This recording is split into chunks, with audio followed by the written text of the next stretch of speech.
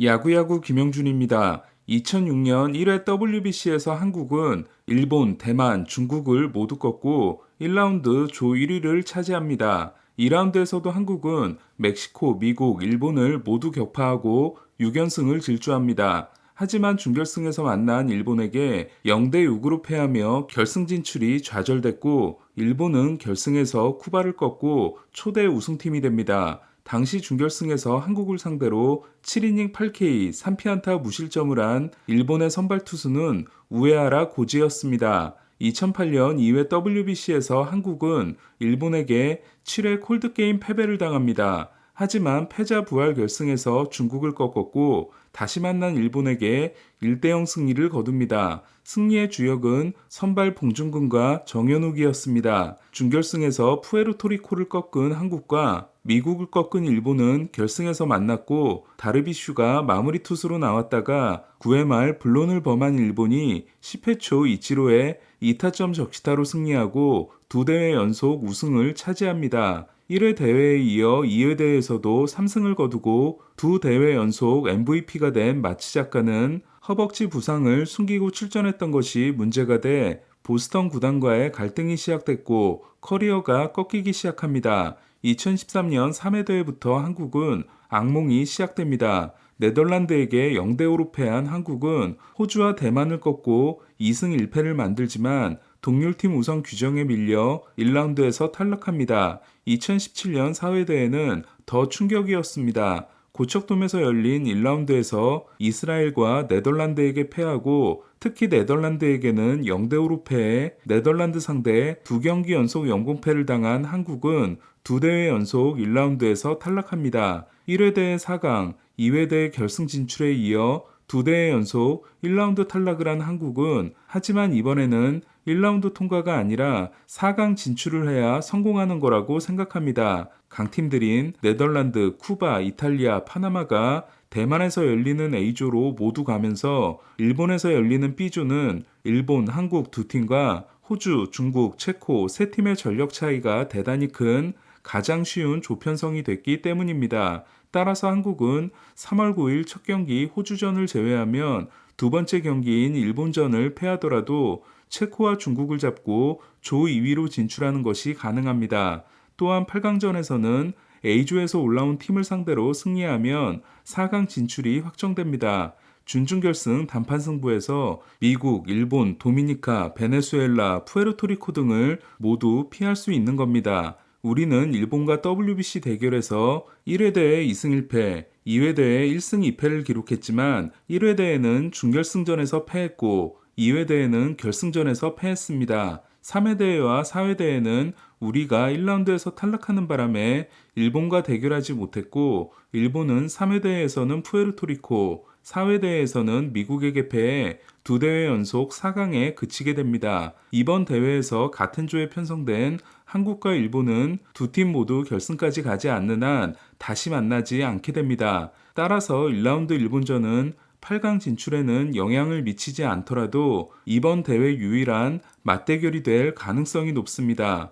일본은 한국과의 경기에 선발 투수로 누구를 내보내게 될까요? 구리야마 감독은 며칠 전 인터뷰에서 확답은 하지 않았지만 개막전 중국전에 오타니를 내보내고 다르비슈가 2차전 한국전에 등판하며 체코와 3차전은 사사키, 호주와 4차전은 야마모토가 등판하는 안이 떠오르고 있습니다. 한국전이 아닌 중국전에 나서게 되면 투타 겸업을 하는 오타니는 다음 등판까지 하루를 더 쉴 수 있고 중국을 상대하게 함으로써 오타니의 부담을 줄여줄 수 있으며 개막전을 오타니의 피칭으로 시작하는 것도 큰 의미를 가지기 때문입니다. 반면 중국전에 야마모토를 내보내고 오타니를 1라운드에서 선발로 쓰지 않는 한도 거론이 되고 있습니다. 실제로 오타니가 빌드업 스케줄을 고려하면 1라운드에서 선발로 뛰는 게 부담스럽다고 하면서 마무리 이야기도 나온 바 있습니다. 이에 오타니는 중국과의 개막전에 선발로 나와 65구 한개 투구수 훨씬 전에 교체되는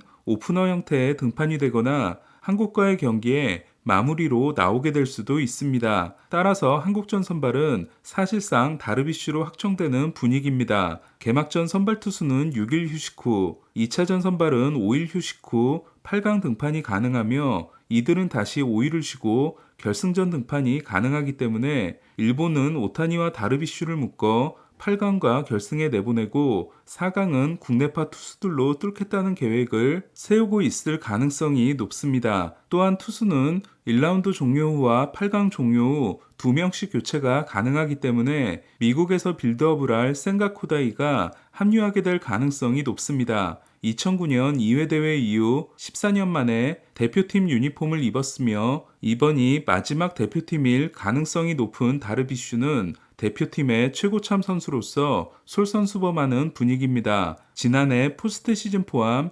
220이닝을 던졌고 경기당 99.09의 평균 투구수가 샌디 알칸타라, 코빈 번스, 게리콜 다음으로 많았던 다르비슈는 올해가 36세 시즌이며 올 시즌이 끝나면 FA가 되는 부담이 있음에도 대표팀 조기 참가를 선언했습니다. 이에 다르비슈는 메이저리거 중 유일하게 2월 17일부터 시작하는 미야자키 캠프에 첫날부터 참가하겠다고 했습니다. WBC에 참가하는 메이저리그 선수들은 투수와 포수가 2월 13일, 야수가 2월 16일까지 일단 메이저리그 캠프에 합류해야 하지만 다르비슈는 본인의 경우 베테랑이기 때문에 샌디에고 구단이 융통성을 발휘해줬다고 했습니다. 이에 1회 대회 때는 이치로, 2회 대회 때는 마치자카와 이치로가 첫날부터 캠프에 참가했지만 3회 대회에는 메이저리거 참가가 없었고 4회 대회에는 유일하게 참가한 9기가 대회 개막 직전에 합류했던 일부는 다르비슈의 미야자키 캠프 참가로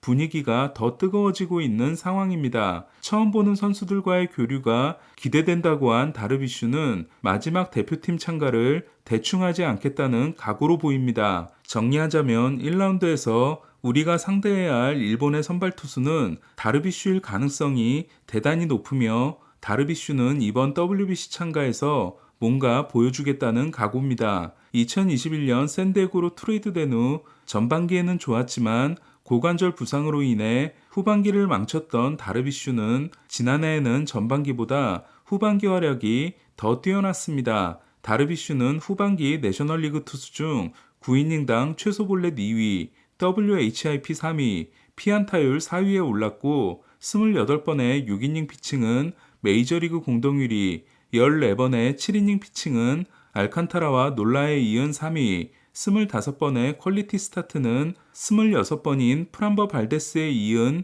2위였습니다. 스태캐스트에 따르면 포심, 싱커, 커터, 슬라이더, 스플리터, 커브 6가지 구종을 구사하며 본인의 주장에 따르면 포심, 투심, 빠른 커터, 느린 커터, 슬라이더, 스플리터, 체인지업, 빠른 커브, 느린 커브, 중간 커브에 10가지 구종을 던지는 다르비슈지만 핵심 구종은 그 중에서도 커터입니다. 월드시리즈 참사 이후 커터 투수로의 변신에 성공한 다르비슈는 지난해 코빈 번스와 칼 컨트릴 다음으로 많은 1048개의 커터를 던지며 25.4%의 포심과 8.9%의 싱커를 합친 것보다 많은 35.3%의 커터 비중을 기록했습니다. 메이저리그에서도 특별한 평가를 받는 다르비슈의 커터는 분당 2755회 회전수가 호세 르클럭과 소니 그레이 다음으로 많습니다. 류현진의 커터가 포심과 구분이 어렵게 만든 공이라면 다르비슈의 커터는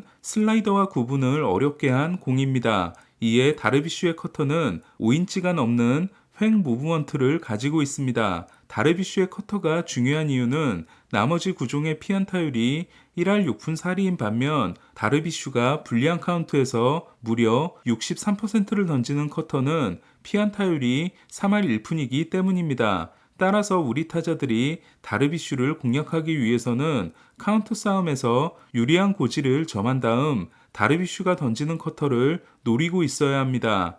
하지만 2012년 메이저리그 데뷔 첫해 9이닝당 4.2개였던 볼넷을 지난해 1.7개로 줄인 다르비슈는 좀처럼 유리한 카운트를 만들기가 어려운 투수입니다.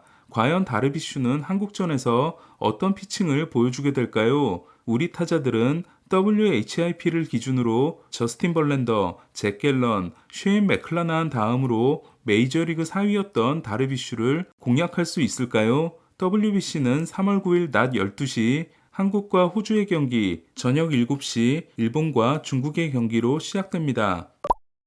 토론토는 체드 그린을 영입했습니다. 2017년부터 지난해까지 6년 동안 양키스의 든든한 셋업맨이었던 그린은 지난해 5월 말에 토미존 수술을 받았기 때문에 시즌이 끝날 때쯤 돌아올 수 있습니다. 올해 연봉이 225만 달러인 그린은 올 시즌이 끝난 후 토론토가 3년 2,700만 달러 옵션을 행사하면 4년 2,925만 달러 계약이 됩니다. 그리고 토론토가 옵션을 사용하지 않으면 그린이 625만 달러 선수 옵션을 행사해 2년 850만 달러 계약을 만들 수 있습니다. 토론토가 3년짜리 옵션을 행사하지 않고 그린도 선수 옵션을 사용하지 않으면 토론토는 다시 2년 2,100만 달러 옵션을 행사할 수 있고 그렇게 되면 3년 2,325만 달러 계약이 됩니다. 그린은 포심의 위력이 절대적으로 중요한 선수이기 때문에 2018년 96.1마일에서 지난해 94.6마일까지 떨어진 포심이 어떤 모습으로 돌아오느냐가 중요합니다. 그리고 그린이 성공적으로 돌아온다면 토론토는 지난해와는 비교할 수 없는 로마노, 스완슨, 그린 트리오가 탄생합니다. 올해가 풀타임 3년차지만 슈퍼2에 적용돼 연봉 조정 자격이 있었던 곤솔리는 다저스와 2년 665만 달러 계약에 합의했습니다. 곤솔리는 3년차인 올해 325만 달러, 4년차인 내년 340만 달러를 받습니다. 다저스는 지난해 요미우리에 입단했지만 성적이 좋지 않았던 맷 앤드리스와 마이너 계약을 맺었습니다. 덱스터 파울러는 은퇴를 선언했습니다. 2016년 컵스의 월드시리즈 우승 멤버였던 파울러는 컵스에게 108병의 샴페인을 쏘고 카디널스와 5년 8,250만 달러 계약을 맺었지만 모젤리악 사장의 FA 흑역사가 되며 5년 동안 승리 기여도 1.7을 기록했습니다. 오늘 소식은 여기까지입니다. 야구야구 김영준이었습니다.